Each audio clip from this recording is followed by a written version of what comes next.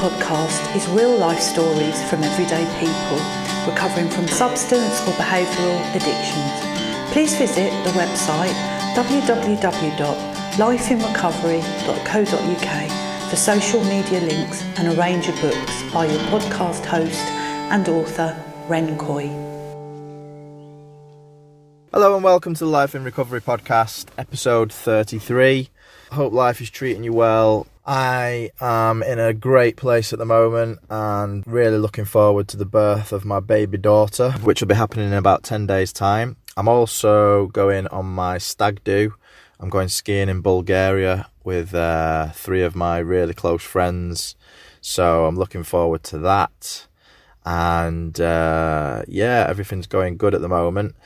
This conversation with John S. is definitely one of my favourite conversations that I've had on the podcast. I just feel really blessed that I get to speak with people who are just really interesting. He's got an amazing story. He's really knowledgeable about mindfulness. He is what he classes himself as a mindfulness master. He's just a really, really nice guy, and he lives over in Australia. And it brought a lot of memories back for me as well, because I lived in Australia in 2009 for a year. And it was probably the defining year of my life, really. I just stopped drinking the day before I left for that trip. And I've been sober ever since. And my spiritual awakening kind of happened during my time in Australia. And when I came back to the UK, I then joined 12-step fellowships, and the rest is history. And here I am recording the Life in Recovery podcast 10 years on. It's been quite a journey. I think that the instructions that John gives on mindfulness are really easy to follow, and I hope that you can follow these instructions and start to live a more mindful life. I appreciate that formal meditation can be really quite difficult for a lot of people to get into, but I think that mindfulness is much, much simpler, and anybody can give it a try. It really does benefit me in my life. I might not be completely present all the time, and I'm sure if you spoke to my partner, she'd say that I'm often distracted. But that's usually when I've got something on my mind, like if I'm thinking about doing a podcast, or when I'm writing my books, I can become quite obsessive and distracted with those things. But generally day to day, when I'm at work and when I'm with my family and my friends, I try to be as present as I can, and mindfulness really helps with that. Lots of similarities with John as well in terms of the work that he did with youth offenders. I used to work in prisons for 4 years as a drug and alcohol counsellor, and the last year of that work was in a youth offenders prison. So I just hope that you enjoy listening to this podcast as much as I enjoyed speaking with John.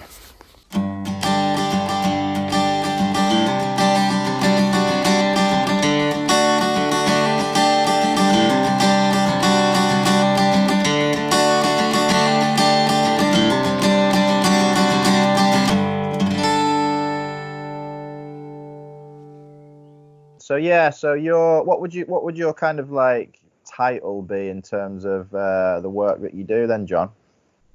Well, I call myself foremost a mindfulness master. Okay. Yeah, but I'm also an ACT therapist. ACT. Yes. Stands for Acceptance and Commitment Therapy. And Yep. I'm a hypnotherapist and a life coach. That pretty much sums me up. So Really? a mindfulness master is the way they introduce me, an Australian mindfulness master. And what types of people do you work with? I work mostly with people, it's a range of people who are looking for a bit of direction in their life. And you can't hear any background noise there, can you, Ren? No, it sounds pretty good. Oh, it's just gone away now. It's that, the phone call music that Skype plays. I can still hear it. It's stopped now. I can't hear it at this end. Oh, that's the main thing. I won't be recording it then. Because I keep my speakers well away from my microphone so you don't get any, because I do quite a lot of podcasts and radio station interviews. Oh, do you? Yeah. Oh, cool. I Well, thought you might have contacted me because you might have heard one of mine or something. well, no, it was more synchronicity than anything. I just I set up this new Facebook page, Yeah. and as I was like adding friends and looking at people's pages and seeing if I was interested in stuff, you just popped up, and Oh, and synchronicity. I love it. I, yeah, I, I live a life of synchronicity, and that's available for everyone as well. Yeah, good absolutely, stuff. yeah. Yeah. So and you're based in Australia in Grafton, did you say? Yeah, in Grafton. Yeah. It's not. It's called the area is called Northern Rivers Okay. because Grafton's a fairly small town. Yeah. Yeah, and yeah, very good. Have you lived there all your life? No, I've been here 11 years now, and before that, I was in a town called Wagga Wagga, Wagga Wagga. Whereabouts is that? and it's in the Riverina area of New South Wales, further south. And we Okay. moved north because of my wife's asthma. Actually, she had bad asthma, and moving north fixed that into a warmer climate. Lovely. That's good. Yeah, beautiful. We love it So here. so prior to from what let's hear your story then. Kind of how did you end up being a mindfulness master? You mentioned before we started this call that you had all sorts of kind of addiction problems yourself that you feel like you recovered from. So Yeah, yeah, so it'd be interesting to hear, where you grew up, what happened, and how you came to be where you're at now. I've been on quite a journey, Ren, and I'll start in 1982 when I died in a truck smash. And I Wow. was 30 years old at the time, and I actually died on my father's 65th birthday. And obviously, I was revived. Yeah. And later that year, I had a psychosis and diagnosed with mental illness. And I really believe part of that reason was as you can imagine, I was driving a truck which was uninsured. There was no compensation insurance or anything else. So I sort of went from eating steak to eating mincemeat, if you know what I mean. Yeah. And I had little kids, a young family, and I didn't handle it at all well. And I actually turned to drugs. I started smoking dope, and later that year I had what I believe was misdiagnosed as mental illness, actually. And I think it was more like a drug-induced psychosis that I experienced. And I ended up in a mental health unit. Yeah. And, from that, I was trapped by the system. And I spent 15 years like that. I was in a mental health unit 4 times over that 15 years, and I was diagnosed. And by 1997, I was pretty much rock bottom. And I was told by mental health professionals that what I had was incurable, and that I'd have to take medication for the rest of my life, and that I'd probably never work again. So that's 15 years that I'm thankful for now, because it's helped make me who I am today, Mm. because I learned lots of life lessons through those 15 years. I learned a lot about the system, and the system is what it is. And yeah, I'm not going to talk too much about the system, but I will just talk about my story. But in 1997, on what was to become World Mental Health Day, actually, 10th of October, 10/10 is World Mental Health Day, I got a knock on my door, and it was an old friend who I hadn't seen for nearly 20 years, since before my accident. And he was passing through Wagga Wagga, which is where I was living at the time, and he had what he called a spiritual prompt to come and knock on my door and tell me his story. And 2 days later, I had what I can only describe as a spiritual awakening. I connected with my higher power, if you like, what Yeah. I like to call source energy, and started a relationship which I really knew nothing about before. And it's been quite a journey since then. And it didn't take too long, and my wife and I opened a pool hall in the main street of Wagga Wagga, and so I did get back in working again. And we had 16 pool tables and a jukebox. We did that for 6 years, and then in 2009, I lost a friend, well, actually in 2008, I lost a friend to an asthma attack. And my wife, well, she suffers with asthma, or she did, not so much now. And I didn't want her to die of asthma because Wagga Wagga is seen as the asthma capital of Australia. There's more asthmatics there than anywhere else per capita. So we decided to move north, and I thought, well, what would I do? So I started surfing the internet to find out what the latest things in mental health were, because I had developed a heart to help other people in the same or similar situation as I was in. So I surfed the internet, and what I found was a book written by an Australian doctor, Dr. Russ Harris, called The Happiness Trap. And The Happiness Trap is about ACT, which is the most modern and simplest of all therapies. It stands for Acceptance and Commitment Therapy, ACT. And it's very much a mindfulness-based therapy. So I read the book, and then I actually went and got Dr. Russ Harris to train me as an ACT therapist. And then we moved north to Grafton, which is where I am now. And I got work with juvenile justice, mentoring boys in juvenile justice, which I did for 10 years. I'm retired from that now. And, ACT therapy and mindfulness. But mindfulness is what I really fell in love with. And I started my own practice in 2009 because I could see the sense in it. So even though I had a spiritual awakening and I could handle life again, and just with the simple knowledge that there's a light and a dark, that there's fear and love. It depends what sort of language you want to use, but I like to keep it all very simple. And that was enough to get my life back, because anything dark that entered in my mind, I would just put it down as the dark side, and then I'd shift my mind to the light and move on. And that's all very well. But I still had a lot of unhelpful and negative thoughts. Thoughts like, oh, what's the use? I can't do this. There's no point. Thoughts that we all have, I believe. Yeah. I don't think any of us are exempt from those types of thoughts. But I could handle them, but not very well. But in 2009, when I started my own mindful practice, then I soon discovered that those thoughts took a back seat.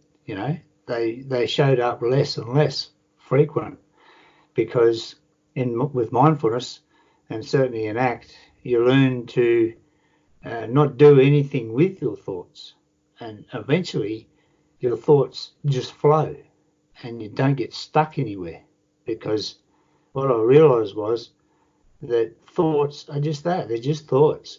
It's just another dimension of who we are, really. And when we realize that we are not our thoughts, and then we don't dwell on them, especially, we don't ruminate on them, certainly, we don't act on them, we don't fight with them, we don't try and make them go away, and we certainly don't try and avoid them like I did with drugs, and alcohol is the same. They're just avoidance techniques, really, and quite often we're avoiding our thoughts by hitting the bottle or smoking a joint, or even overworking or eating. There's lots of different ways we can avoid our thoughts.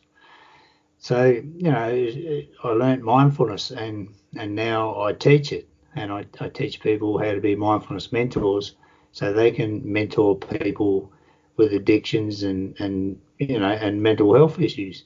It's a very powerful and simple therapy, and I'm happy to give you a crash course right now, Ren, if you like.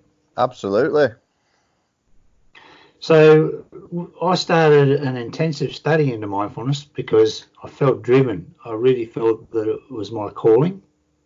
So I started Googling and learning all different aspects of mindfulness, which there are heaps, because there's a lot of different ways we can use mindfulness and be mindful to handle situations. So what I did, my wife really thought I love Google more than her, I'm sure. I spent over 9,000 hours over the next 10 years, and it's 11 years now actually. 9,000 hours studying mindfulness. That's why I call myself a mindfulness master today, because of not only my knowledge but also my lived experience. Yeah. And which is very powerful as well. It makes me a very good peer support. I'm a peer support professional really as well. So mindfulness, how I can simplify 9,000 hours of study, I can simplify it into be mindful, pause, connect. So you can write that down, or anyone that's listening, write that down, put it on a sticky note, put it in your diary on your phone, be mindful, pause, connect.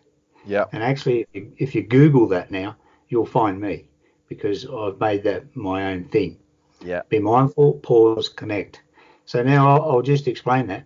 Be mindful is what I teach people to use as a key thought anytime we notice our thoughts being unhelpful or negative, anytime we notice our thoughts in the past, which can make us depressed, or our thoughts in the future, which can make us anxious, or we just notice our thoughts far away.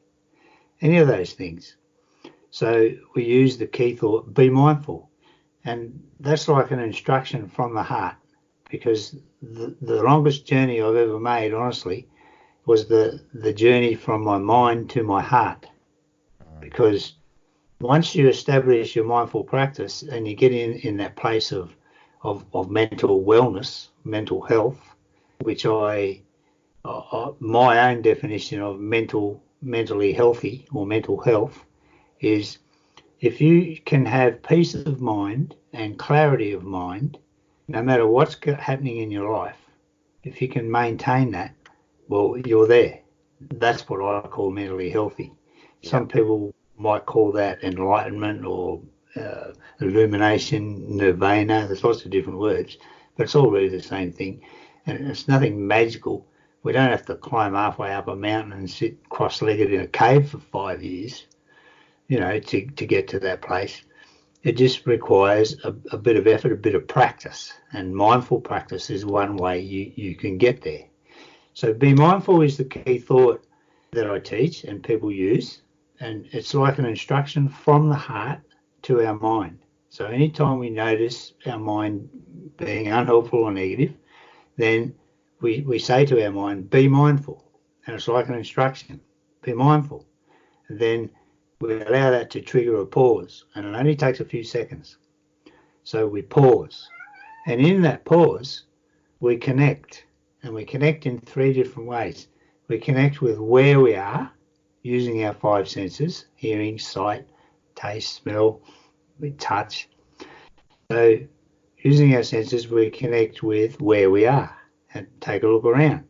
Everything you see started with a thought. And what happens after a while, after you practice for a while, you start seeing the beauty and the light in people rather than the dark. So we connect with where we are. We also connect with who we're with. Like right now, you're fully present with me, Ren, while I'm talking. And when you talk, I'll be fully present with you. And we have a connection.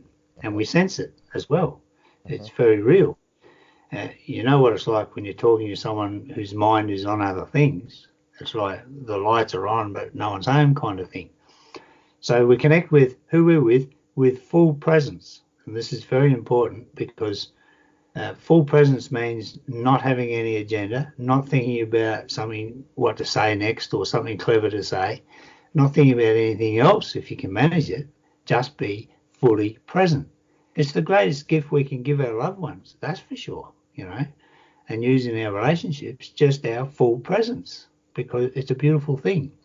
So we connect with where we are, we connect with who we're with, and we connect with our source energy, which is probably the most important part of us connecting, our source energy, because really at our core, we are energy. And once we realize we have a connection to our source energy, that's what I like to call it. You can call it whatever you like, it doesn't really matter. But as long as you connect with it. And I often say the power of mindfulness is in the silence between our thoughts. So the more silence we can create throughout our day, the more power to us, because it's out of that silence. Well, the silence turns on our intuition, for one thing, and also it turns on our creativity as well. Even Albert Einstein, one of my favourite quotes, Albert Einstein said, the only real valuable thing is intuition, because he fully realised that he was a channel. He didn't take credit really for all the brilliant things he came up with, because he saw himself as a channel for the universe and that he was channeling things. Well, we don't have to be Albert Einstein to do that. We can all do that. That's the truth. So there you have it. It's be mindful, pause, and connect, and that's the practice. And if you get cracking with that, that can help with your addictions. That can help with your relationships. That can help with your mental health. That can and what happens is, after a while, as long as you practice it, you'll start to see the benefits. You make it your lifestyle. It becomes your lifestyle, and life is absolutely wonderful. So that's it in a nutshell, Ren. Beautiful, beautiful. Well, there's so much good stuff that you said there, John. I mean, that have you actually had any connection with 12-step fellowships at all? Because everything that you've just said there is everything that I've learned in the fellowships as well. Yes, I have. And I still today, I call into AA, which is Yeah. a 12-step program. Yeah. And it's interesting because the first step in AA is acceptance, accepting where you are right now, Yeah. which is part of ACT therapy as well. Accepting where you are right now, no matter how good or bad that is, and admitting to yourself, of course, that you need help, that you can't do it alone, and also connecting with our higher power as well. And then the 12th step, of course, is taking it to others. So Yeah. you're right, spot on. You know, you can use it as a 12-step program if you like. You know, be mindful, pause, connect. That's the practice. Because I'm living my life exactly how you've just described it. And like, I mean, we were talking before the podcast started about the difference between, well, you said, you know, there's a difference between mindfulness and meditation, which I agree with completely. And I've always been more of a meditator, you know, that's always been my way of, over the last kind of 5 or 6 years since I started formally practicing, you know, every morning and every night I'll do 15, 20 minutes meditation. But during the day, I'm often practicing mindfulness in the way that you've just described it, only I didn't really know that that was what I was doing. Yeah, beautiful. Yeah, and as a result of that, exactly what you just said, the results have been that I'm much more present for, you know, family, friends and work colleagues. You know, I'm very, I mean, whenever I catch myself, you know, going off, you know, if I'm not present with somebody, I can bring myself back by, you know, practicing that technique. And I would say, you know, like what I was taught through 12-step fellowships was like God is in the pause, you know, whatever you want to call it. Like you said, like I think of it as consciousness, you know, that source energy, God, higher power, whatever you want to call it. But it's all the same stuff, isn't it? You know, it doesn't really matter what we call these things. What matters is, are we practicing it and does it work for us? Beautiful. And you're spot on. And meditation is a beautiful thing, but it's not for everybody, because a lot of people, their minds are going 100 miles an hour, and they simply, you know, they think they can't meditate. And mindfulness and meditation are certainly different, because, well, the biggest difference is meditation you make time to do, but mindfulness, you don't make time to practice mindfulness. You become it in a Yes. way. Yeah. It becomes you. You become mindful in everything you do. And one of the beautiful things I love about mindfulness is it's non-religious, because religion, of course, is people who follow religion, they all do and follow the same things, you know, and that's the religious aspect to it. But with mindfulness, we all practice in our own unique ways. Matter of fact, our greatest gift is our uniqueness. Every one of us, we're all unique. And anything that we do which keeps our mind fully in the moment into what we're doing, anything that has our full attention is a mindful thing to do, because then our minds aren't elsewhere. Our minds are where our body is. Yeah. And it's a beautiful thing, and it's as simple as that. So the more things you can do which keep your mind focused, then, and of course the things that keep your mind focused are the things that you love, the things that you're passionate about. And that's how you work out what your purpose is as well. And it's all very well. I should mention a little bit about ACT, because the beautiful thing about ACT is acceptance and commitment therapy is what it stands for. And it's also very simple therapy. It's mindfulness based, of course. Mindfulness is the main part of it. But when we have an unhelpful or negative thought, when we notice that, and it's all about noticing. So when we notice that unhelpful or negative thought come along, or a story from the past come along, or anything like that, that's not helpful, in other words. So when we notice that, it's okay to be mindful, pause, connect. That's great. And that brings us back into the present moment, which is the only place we can live our life when you think about it, because the past is gone and the future's not here yet. So the more we live in the present moment, the more things don't pass us by. We notice often little things which can turn into big things. So it's really important to be living in awareness, with presence. It's a simple thing. But while you're learning this, when you have the unhelpful thought and practice mindfulness, that's all great. But you still need somewhere for your mind to go. And in ACT, you learn to go to your values. So if you work out 4 or 5 of your core values, and they're different for all of us as well, what the things we value is to do with our integrity and how we want to be remembered when we're gone. They're not like goals, values. So when you work out what your values are, 4 or 5 values, and you have them sort of memorized, then when you do get a negative thought, then be mindful, pause, connect. Then go to one of your values and make an action plan. An action plan.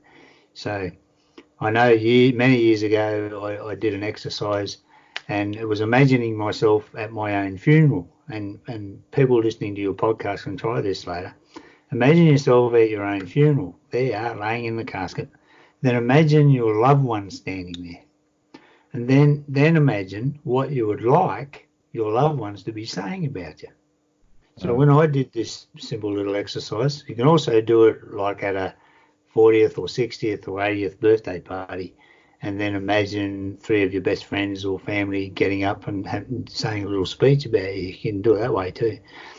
And when I first did this, I imagined my kids standing there, and they were saying, "Oh, Dad always had time for us." So that became a value. And then when you notice the unhelpful negative thought, be mindful, pause, connect, then go to your value, which I'll use that. Dad always had time for us. So I would go to that value and then make a plan and then follow through with it. Like, have a picnic on the weekend or go swimming or whatever and spend time with my kids. That's a value. So when you do that, and what you're actually doing is making new pathways in your mind. You're going from negative to positive. And rather than, because sometimes the danger is you can be mindful, pause, connect with the present moment, beautiful, but then your mind might go straight back where it was. And we don't want that. And then what happens, so it's slowly, as you practice, you get better at it. It's like anything.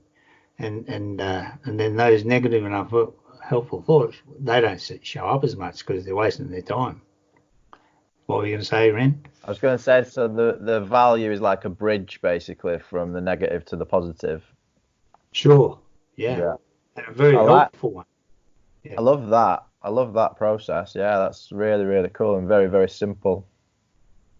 You can use that in life coaching as well. I do. Because often people have got big decisions to make about relationships or career or whatever else. And they can use values to make decisions, because values help us make those important decisions about our life as well. And one technique, I might just mention this, One technique I tell people about, or they can try, is heart testing, because after a while practicing mindfulness, you do start thinking with your heart rather than your mind, because our minds aren't always truthful. They tell us lies, actually, but our heart can be trusted.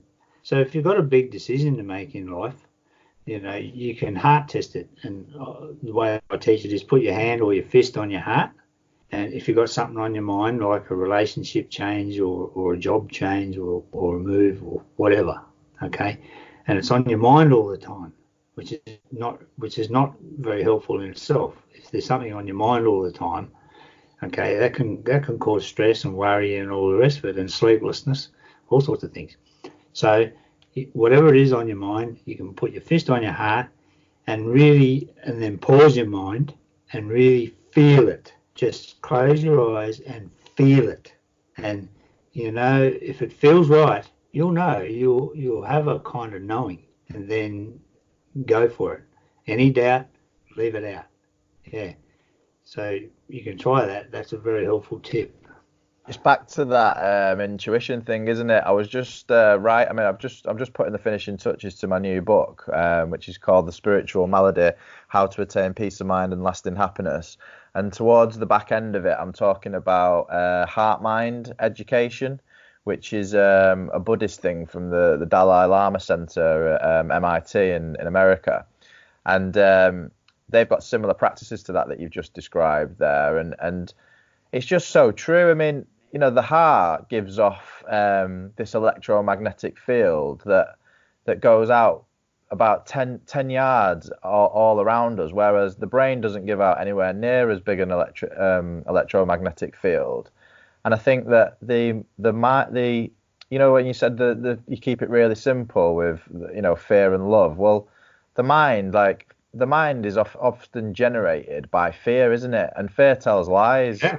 And the heart is generating the love, and the love is the intuition. And that intuition, in my kind of way of thinking, is kind of God's will, like a higher power consciousness running through you. And that is what you need to follow, not the thoughts, but the heart. Beautiful. Spot on, Ren. You've got it. Yeah. Excellent. Well, this is all. Just before we go, Ren, I've written my book called Mindful Actions, and I've sent you a link actually to the PDF of my book, which is actually a little bit improved. So you're very welcome to share that with your listeners. I will do, definitely, yeah. It's called The Mindful Way, and it's a PDF. Yeah, you can just put the link up to my Google, and they can have a complimentary copy. Anybody that's lucky enough to be listening to your show, and I'll share your show as well if you send me a link when it goes up. Of course I will do. I mean, it'll probably be a few weeks because I've done quite a few of these podcasts recently, so there's a bit of a backlog. But I mean, as soon as it goes up, I'll send you the links and everything. What was interesting about you mentioned your kids as well, and 3 years ago when I moved in with my partner, who's now my fiance, and she's pregnant. We're about to have our first child, and I moved in with her two children, so my stepkids now. And this was where the shift happened for me, because prior to that, even though I'd been in recovery for about 7 years at the time, 7 or 8 years, and I was living, a very clean life and a mindful life, but there was the shift from the head to the heart happened then, because I became a dad, and it was this unconditional love for these two children that aren't even my own kids, and I didn't realize that you could feel so much love for children that aren't your own. But it happened, and there is, whenever I'm with the kids, they have my full attention. I'm present with them, and I'm so mindful of how much, especially the youngest, she's only 9. I'm so mindful of how much she needs my attention. That's all she wants. She doesn't want anything else. She just wants my attention, and I give it to her 100%. And it's just a beautiful thing, and it just made me think of that. And how old are your kids? Oh, now they're between 35 and 45. And what do they think about the transformation? Oh, well, they're all champions in their own right because, yeah, that's the way they were raised. I raised my children to be champions. Yeah. And, and I based that, I often say to them, go to the top of the class, you're a champion. But it wasn't based on results, it was based on effort. So they were raised to, believing they were champions, and they're all champions in their field. My son's a golf pro, for example, and Wow. and my three girls are all champions in their chosen fields as well. Yeah. In juvenile justice, I see the other side of the coin, and those boys that come into juvenile justice, and of course they're young criminals, that's what they are. But they've heard, you're good for nothing, little shit. You'll never amount to anything. This is the sort of crap that they hear, and guess what? They live up to it. Yeah. So, so we have a huge responsibility as parents. We do. Mm. Yeah. So Yeah. I just thought I'd mention that. It's so important. Absolutely. And another question that comes to mind, I mean, I've got loads of questions actually, but one of the things that you mentioned was your spiritual awakening. What happened there? And another, I just wanted to say prior to, before you answer the question, did you know that there's a massive parallel between the story that you just told there and the story of Bill Wilson in the Big Book of Alcoholics Anonymous? Because his friend Ebby came to him and told him about his spiritual experience, and that was the catalyst for Bill's spiritual experience, which was a parallel to your story. Wow, no, I wasn't aware of that. But I'd be interested. And next time I do go to an AA meeting, because I often drop in because I haven't drank any alcohol myself for nearly 2 years, Yeah. and I never really had a problem with alcohol. But there's a bit of a story with that. And alcohol is a very sneaky drug. It is. But I'll make inquiries about that book. Bill rings a bell. That's the Yeah. founder's name, was it?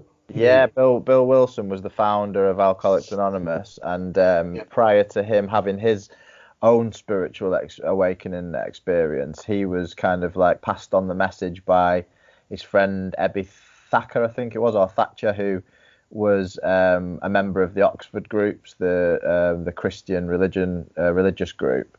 And he'd had a spiritual experience and stopped drinking, and he passed this info on to Bill, and then Bill had his what they call the white light experience. And I was just wondering, what was your spiritual experience? How did that happen?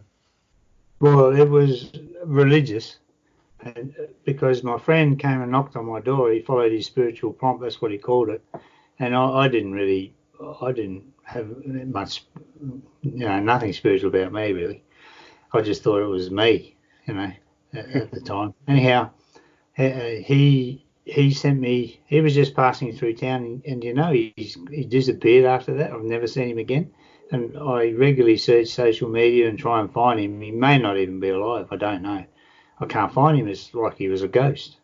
Wow. But he sent me over to the other side of town because he left Wagga 20 years before to be a professional punter, actually. And he went to Sydney, the big city, and he's focused on trot specifically. And he went and met owners and trainers of trotters specifically. And he was very successful as a punter, professional punter. And he built a big house and got married and started a family. But eventually gambling got him. And then he turned to drugs, and then he went downhill. He hit rock bottom, and then he was saved, as he calls it, by what turned out to be a Christian cult. Anyhow, he was still in that cult at the time when he knocked on my door, and he sent me over to the other side of town because they were trying to start a home church. And so I said, yeah, I'll go over because I'm on the road to nowhere, because I was at that time. I was told I'd never be cured and would never work again and would have to take medication for the rest of my life. That's what I was told by, mental health professionals. And I believed them, and that kept me stuck, well and truly stuck. So I went over there, and what I found when I got there was a visiting elder from another town called Albury, about 140 kilometres away. And he was visiting, and he had a couple of musos with him. So it was just a little group of people in this house, and they played some songs, some worship songs, which was all great. And they said some prayers and what have you. And then he asked if I wanted to be baptised. And I said, sure. Hey, why not? I'm on the road to nowhere. I'll give it a crack, sort of thing. Well, it turned out he carried a portable baptismal tank in the boot of his car. So he went and got that, and they set it up in the backyard, and I'm glad it was October because not too cold. So I stood down, and this tank was actually big enough and I'm 186 centimetres tall, over 6 feet. I'm a pretty big bloke, but it was big enough to fully immerse me in the traditional baptismal, thing. Yeah. Anyhow, they filled it up, and he baptised me. And when I come up out of the water that day, I was what they call praying in tongues. I don't know if you've ever heard of that. Yeah, I have, yeah. Tongues, and it sounds like gibberish to anyone who doesn't understand what it is.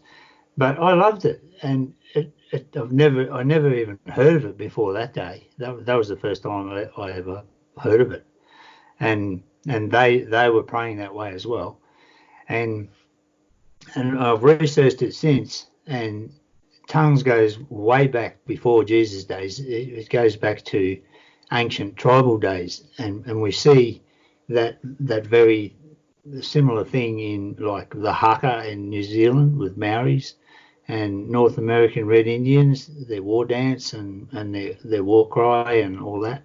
And it's in a lot of cultures around the planet, that very thing. And what I loved about it was it wasn't prayer from the mind, it was prayer from the heart. And it felt very tribal to me. And I still pray that way today. And I did what I call a 4-year apprenticeship in Christianity and studied the Bible pretty intensively. And I learned a lot of good things out of that book, I've got to say. And then, well, God showed me the big picture, which is the God, the universe, our source energy, the sun, whatever you want to call it or believe it is, it doesn't really matter. But it's whatever it is, that force is way bigger than any religion. That's for sure. Yeah. So, but I now call, Christianity, if you like, my apprenticeship into spirituality. Yeah. And it's a beautiful thing. Jesus taught us about the what, which is love.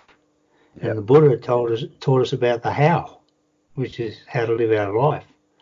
Yeah. And that's how it is. And once you've got the what and the how, I really believe you need both. And that's where mindfulness comes in. Yeah, it's beautiful. Well, that's why 12-step fellowships, that's why the 12-step program works for me, because it's so simple, and the 12-step program is all about love and service. It's just as simple as that. Yeah. Excellent. Love and service, those two words encapsulate the whole thing, and yeah, I mean, I love what you just said there. I mean, I've done a lot of research. I mean, ever since I got sober myself in 2010, I've done so much seeking and reading, and I've done an apprenticeship myself, really. And I came to the conclusion very early on that all religions are just different paths to the same end.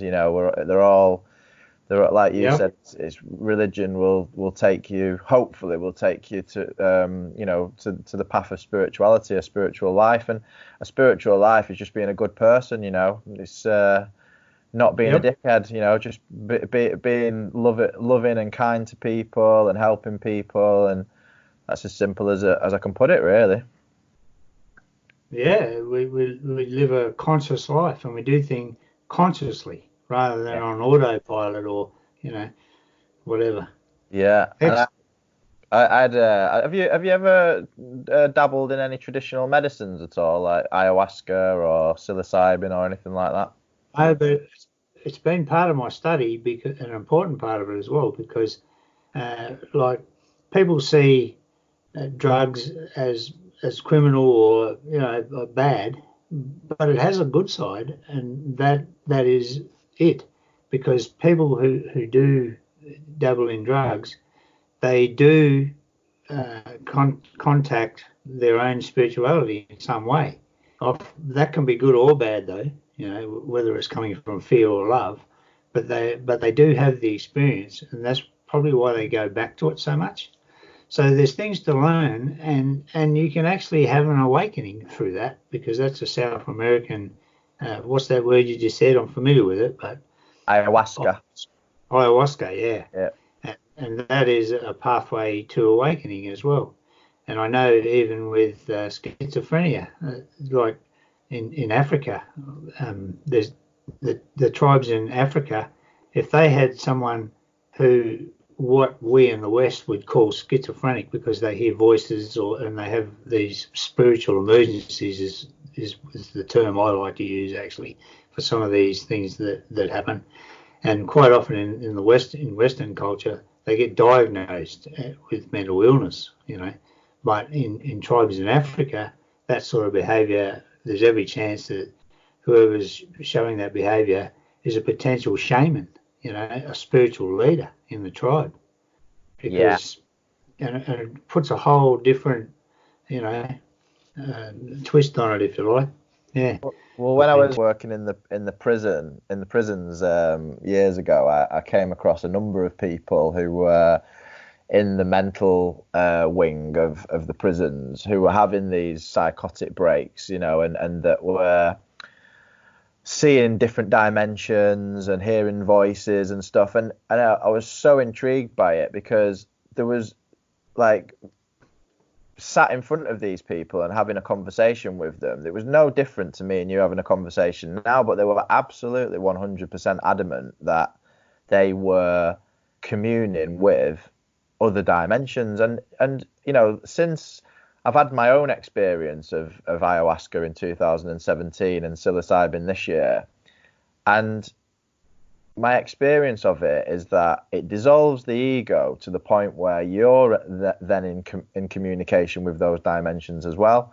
And my actual ayahuasca experience was so profound that, I became like I literally lost all sense of self completely and was gone in the bliss for what seemed like hours and hours and hours.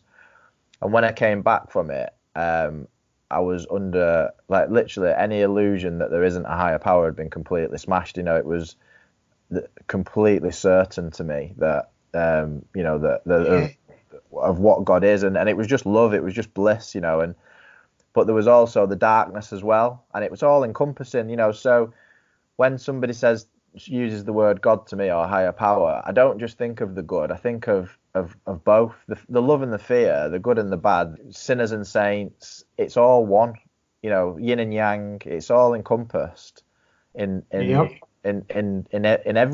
God is everything. That's that was my experience of it, and I think that's just what the mystics have been saying for thousands and thousands of years, isn't it? Absolutely, we are all one with spirit, one with life. We're that's it. We're one. If I wanted to give my religion a name, I would call it oneness. Yes. Yeah. Because we are all one. If the world could just grab hold of that, it would change the world. Absolutely, it would. Because we're all brothers and sisters. We all have red blood. It doesn't matter what colour our skin is or anything else. And I believe the world is transforming. I really do. We don't hear about it on the news, of course, but it's happening. And it is. It's always my hope. I often say this. It's always my hope that the people who are touched by my ripple then create a ripple of their own. And that way we can change the world, one person at a time. We can. And I believe that's the only way it will change as well. I don't think governments and religions can do it, but we can. Absolutely. I mean, and this is what this podcast is all about. I've always said if it just helps one person, then, I'm happy with that. But obviously it's going to help more than one person. And yeah, the ripple effect, like for us to be able to have this conversation and you're over the other side of the world, it clearly shows that there is a mass movement going on. This movement of change is happening because we wouldn't be having this conversation otherwise. Exactly. Yeah. I was touched by my friend's ripple, and he has no idea what he did that day. And now my ripple, well, over 1 million people follow my Facebook pages, and that's mindfulness mentor and spiritual mentor. And it's over 1 million people like those pages. And I could have never envisaged that in my dark days when I was, believing that I had mental illness, because that's what the system told me, and I believed them. And I could never imagine that, I could touch that many lives, So it's a beautiful thing. So, anybody listening out there, don't lose hope, and just believe that you have the power. Believe that you are God in a way, because we all are. We're Yeah, all the arms and legs and mind of God. That's how it is. that's exactly And that's exactly what I've just written in my book. I wrote that I don't mean this in a psycho messianistic kind of way, but you are God. yes, And beautiful. We're on the same page. So, and we all are, we that have awakened, and it's our job, our calling, our purpose to help other people awaken so they can get to that place we're at, and we can maintain peace of mind and clarity of mind no matter what's going on. And when we get in touch with our intuition, our creativity, and we start using that divine wisdom and intelligence that's available for us all, then of course you'll make more money, you'll be happier, your relationships will be true, and it's a beautiful thing. So thanks very much for what you do, Ren, and we'll keep going, won't we? we certainly will. And it's like what you said before. You mentioned Jesus. Jesus always taught, didn't he, that we are all one, and that we're one and the same. And I've started to, like, the last few years for me has been very much this experience of, whenever I see something in somebody see something in someone that I don't like, I realise that that's something that I don't like in myself and that I need to change.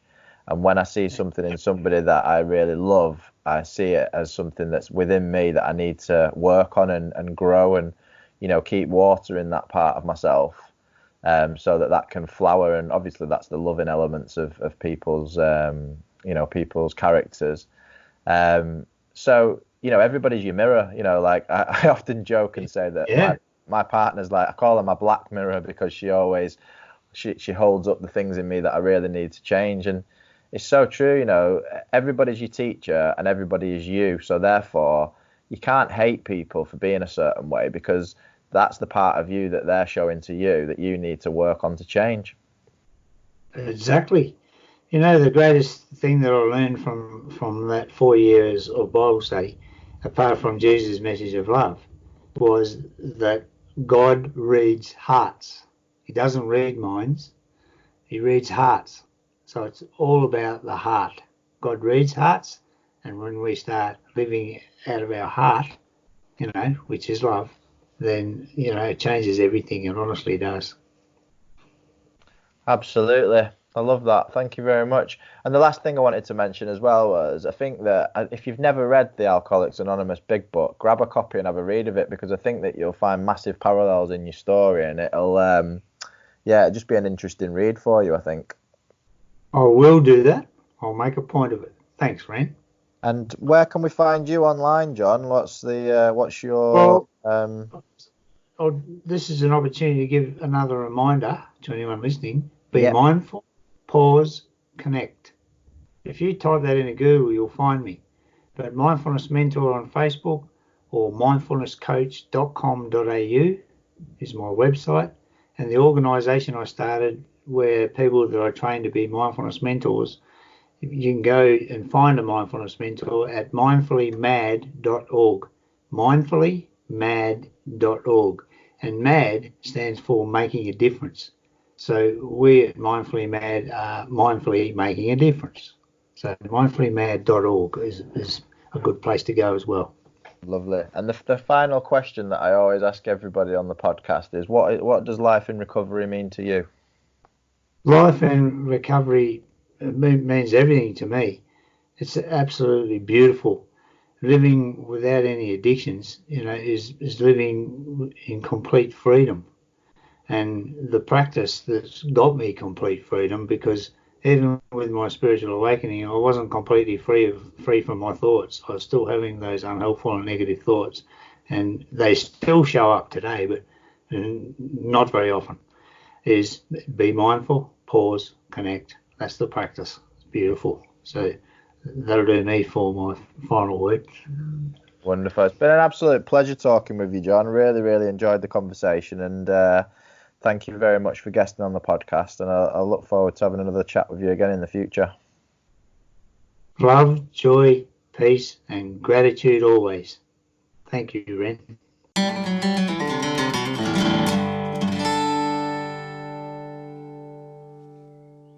Thanks very much for listening.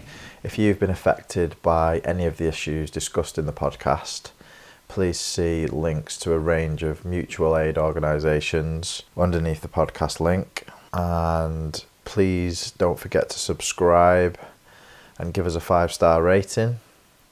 And you can also support the podcast now via Patreon at www.patreon.com/life in recovery, and you can donate anything you like, really. A couple of pound, £10 a month, whatever you feel that the podcast is worth to you. Is it worth a cup of coffee?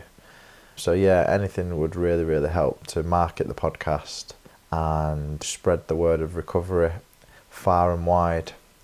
Please visit www.lifeinrecovery.co.uk for my books and social media links. And if you'd like to get in touch, email me rencoy@lifeinrecovery.co.uk. Peace and love, and goodbye for now.